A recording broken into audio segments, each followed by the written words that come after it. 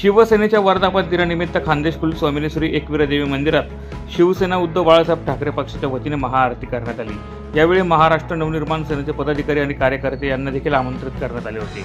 मनसे आणि उद्धव बाळासाहेब ठाकरे पक्षाचे पदाधिकारी आणि कार्यकर्ते उपस्थित होते।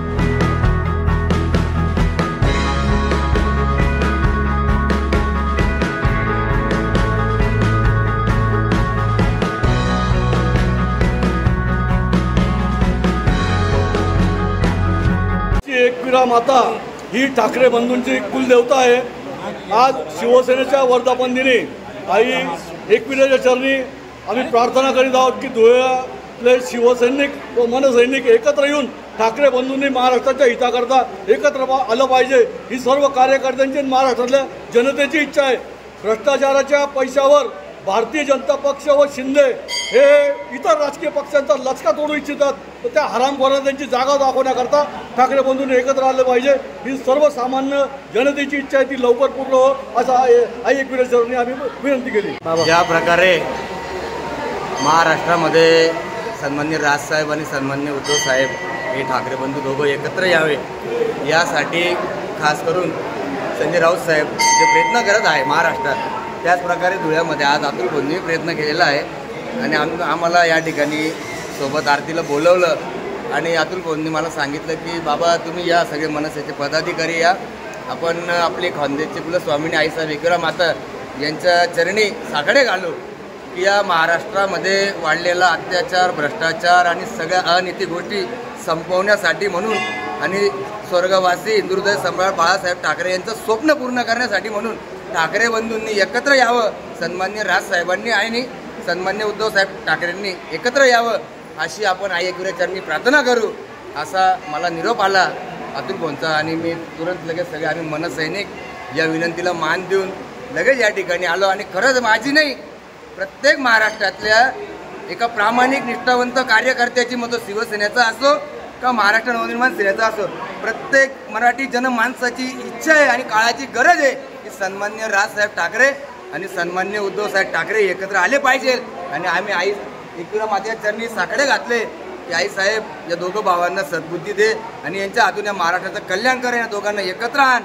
या निमित्ताने आज या ठिकाणी आरती अतुल भोंनी ठेवली होती, आम्ही सगळे या ठिकाणी आलो आणि येणाऱ्या काळात सन्मान्य राजसाहेब उद्धव साहेब हे जे निर्णय घेतील त्या निर्णयाला आम्ही शिरसावंत मानून या महाराष्ट्राचं आणि मराठी जनतेचं सेवा करण्यासाठी आम्ही दोघं सोबत सज्ज राहू या ठिकाणी शब्द देतो। यावेळी शिवसैनिकांनी आणि मनसेच्या पदाधिकाऱ्यांनी एकमेकांना लाडू भरवत शुभेच्छा दिल्या। तसेच उद्धव साहेब, राज साहेब एकत्र या अशा घोषणा यावेळी कार्यकर्त्यांनी दिल्या।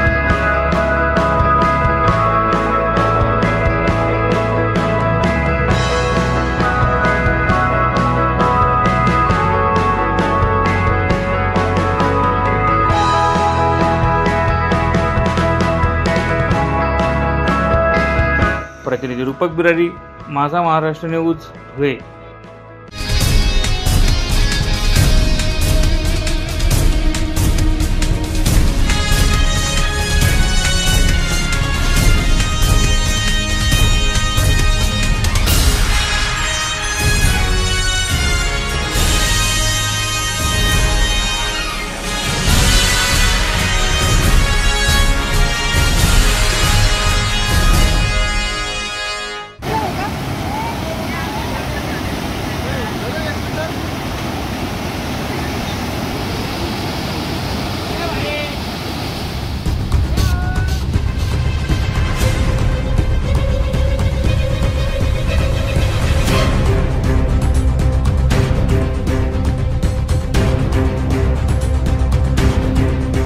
नाशिक आणि परिसरात सकाळपासून संततधार पाऊस सुरू आहे।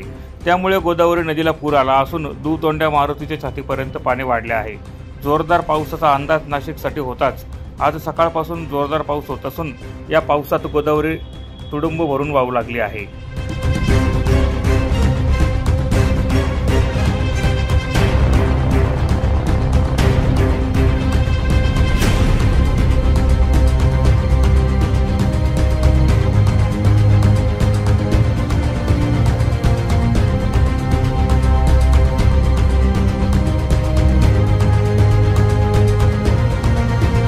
ब्युरो रिपोर्ट, माझा महाराष्ट्र न्यूज, नाशिक.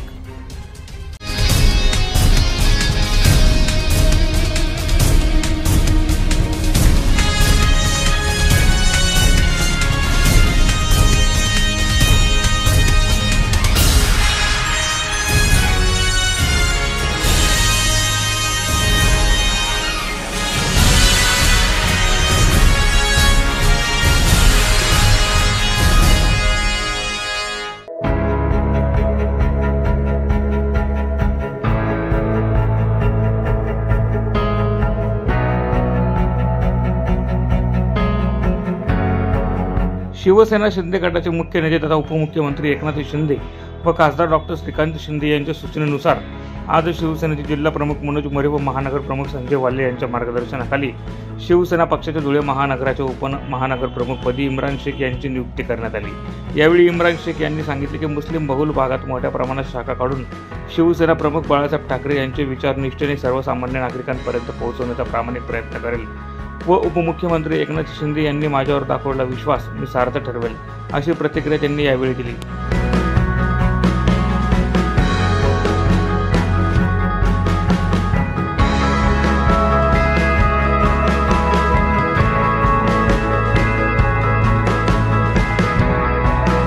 महाराष्ट्र, मेरा नाम मिस्टर इमरान शेख, शिवसेना उप शहर प्रमुख धुळे शहर. माननीय उप मुख्यमंत्री एकनाथ जी शिंदे साहब व डॉक्टर श्रीकांत शिंदे साहब इनके नेतृत्व में वो धुलिया जिला अध्यक्ष मनोज भाऊ मोरे, संजय भाऊ वाले शहर अध्यक्ष, इनके नेतृत्व में मुझे उप महानगर प्रमुख शिवसेना शिंदेगढ़ में पद मिला. मैं इन सभी नेताओं का आभार मानता हूं और शिवसेना का भी आभार मानता हूं कि उन्होंने इतनी बड़ी जिम्मेदारी हमें दी. हम जो है इस जिम्मेदारी को पूरी तरीके से अपने तन मन धन से निभाएंगे और हमने काम चालू भी कर दिया है. बांधकाम कामगार योजना भी उसका भी काम हमने स्टार्ट कर दिया है और कंटिन्यू जनता का भी हमें रिस्पांस है. हम अपना शब्द देते हैं कि जो एकनाथ जी शिंदे साहब व डॉक्टर श्रीकांत शिंदे साहब और मनोज भाऊ मोरे, संजय वाले ने जो हम पर विश्वास करके हमें जिम्मेदारी दिए, हम उसको बेहतर तरीके से उस जिम्मेदारी को पूरा करेंगे और जो है संगठन को मजबूत करेंगे, पार्टी को मजबूत करेंगे और सभी कम्युनिटी, चाहे मुस्लिम हो या कोई भी कम्युनिटी हो, सभी कम्युनिटी का रात दिन हम काम करके जो है संगठन को मजबूत करेंगे और खास करके आने वाले जो भी महानगर पालिका के चुनाव आ रहे हैं उसकी भी तैयारी करेंगे. हम कोशिश करेंगे कि ज्यादा से ज्यादा शिवसेना से जो है ज्यादा से ज्यादा जो है लोग उम्मीदवार रहे और हम उनको जिताने की भी पूरी मेहनत करेंगे. रात दिन हमारी कोशिश ये रहेगी और महानगर पालिका के ऊपर हम शिवसेना का भगवा जरूर फड़काएंगे. बस इसी बात के साथ में अपनी बात को खत्म करता हूँ. जय हिंद. प्रतिनिधी सुनील निकम, माझा महाराष्ट्र न्यूज, धुळे.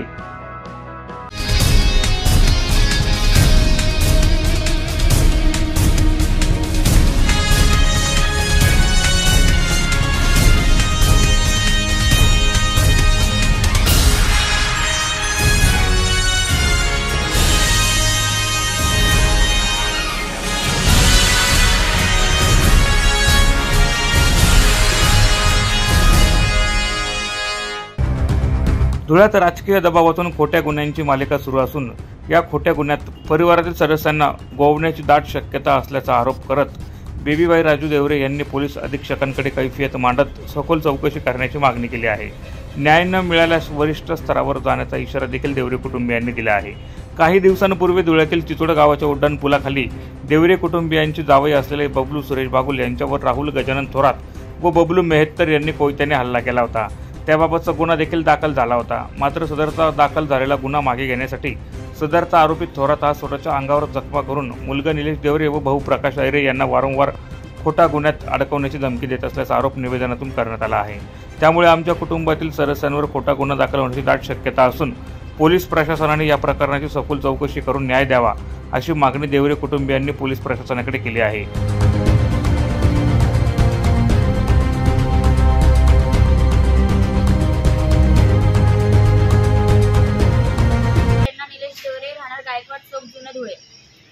माझ्या नवऱ्यावर निलेश राजू देवरे यांच्यावर सतत खोटे गुन्हे दाखल होत आहेत।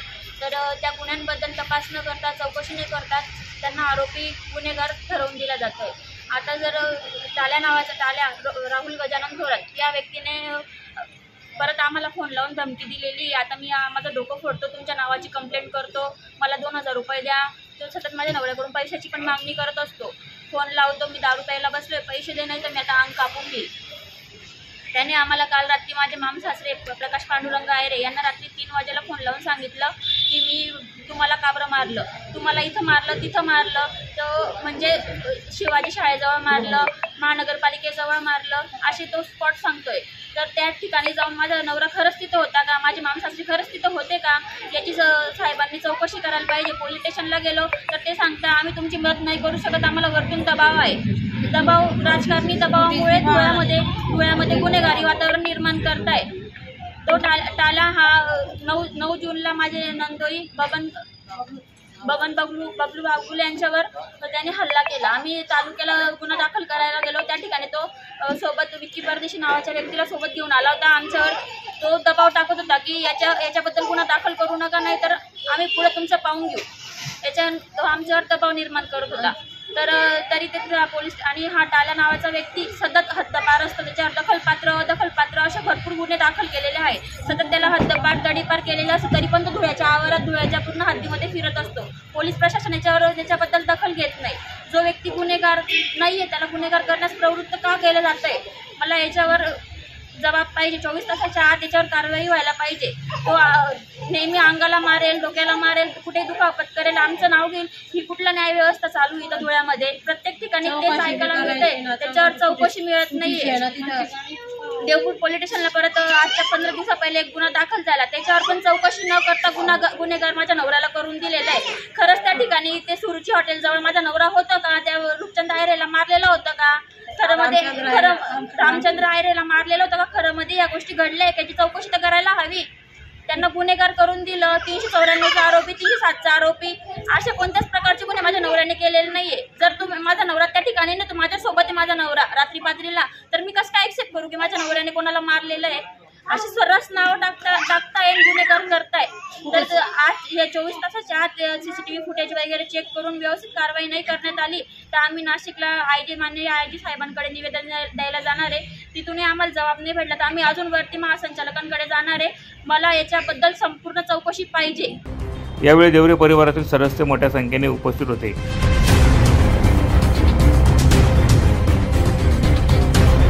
प्रतिनिधी सुनील निकम, माझा महाराष्ट्र न्यूज, धुळे।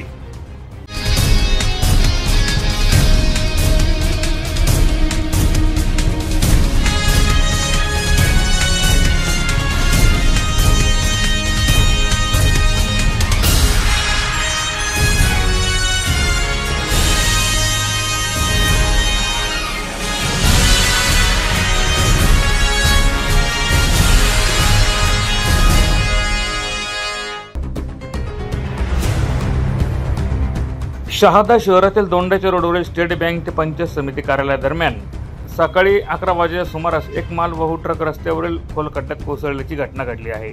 या घटनेमुळे काही काळ परिसरातील वाहतूक पूर्णपणे ठप्प झाली होती। निकृष्ट कामामुळे रस्त्यावर खड्डा पडला असल्याची चर्चा घटनास्थळावर नागरिकांमध्ये सुरू होती। सुदैवाने या अपघातात कोणतीही जीवितहानी झाली नाही। ट्रकमध्ये मोठ्या प्रमाणात खत भरलेले होते। रस्त्यांची अत्यंत खराब अवस्था आणि वाढते खड्डे हे या अपघाताचे प्रमुख कारण असल्याची प्राथमिक माहिती समोर आली आहे। ट्रक अडकताच परिसरातील नागरिक आणि वाहन चालकांना मोठ्या त्रासाला सामोरे जावे लागले। घटनेची माहिती मिळताच शहादा पोलीस ठाण्याचे कर्मचारी वाहतूक पोलीस तात्काळ घटनास्थळी दाखल झाले। क्रेन आणि JCBच्या साहाय्याने ट्रकला बाहेर काढण्यात आले असून वाहतूक पुन्हा सुरळीत करण्यात आली आहे। या घटनेनंतर दोंडाच्या रस्त्यावरील दैनंदिन वाहतुकीस धोका पोहोचवणाऱ्या रस्त्याच्या स्थितीचा प्रश्न पुन्हा एकदा ऐरणीवर आला आहे। स्थानिक नागरिकांनी प्रशासनाकडे तातडीने रस्त्याची डागडुजी आणि पुनर्बांधणी करण्याची जोरदार मागणी केली आहे।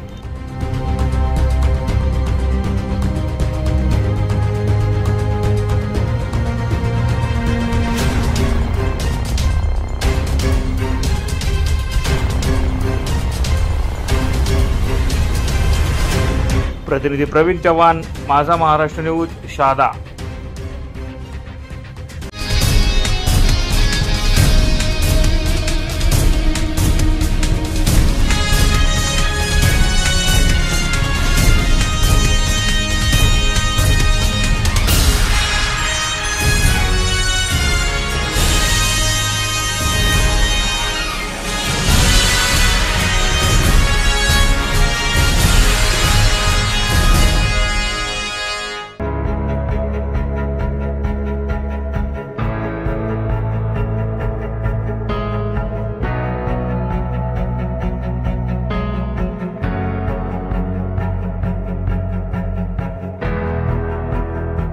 अन्नासह पाण्याच्या शोधात भटकंती करत काही वानर गावात आली होती।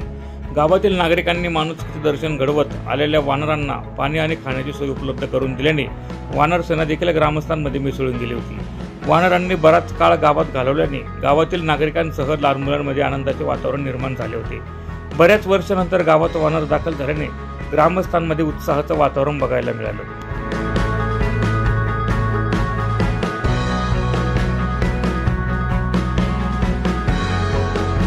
ब्युरो रिपोर्ट, माझा महाराष्ट्र न्यूज, धुळे।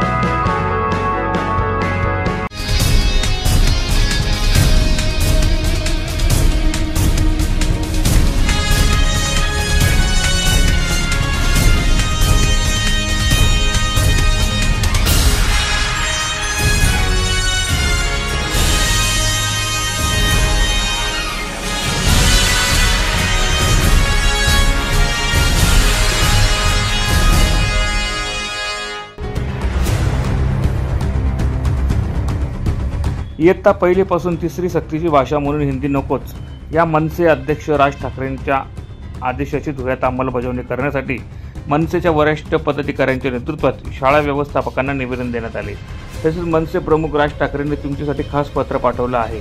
या पत्राचा विचार करून आपण आपला अभिप्राय शासनाला पाठवावा अशी विनंती देखील मनसेच्या पदाधिकाऱ्यांनी मुख्याध्यापकांना यावेळी केली।